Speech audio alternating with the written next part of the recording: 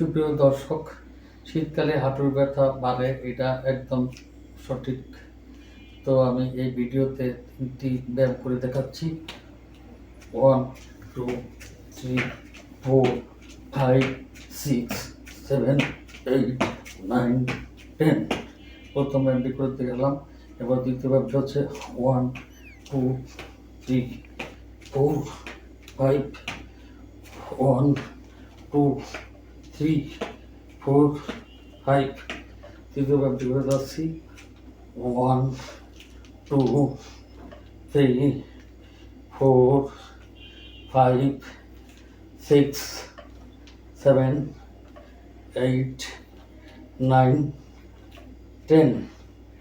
এইভাবে 3টি ব্যায়াম সকালবেলা, সন্ধ্যাবেলা এবং রাত্রিবেলা অনুসরণ করলে আপনারা ভালো রেজাল্ট পাবেন ইনশাল্লাহ। সবার সুস্বাস্থ্য কামনা করে এখানে বিদায় নিচ্ছি।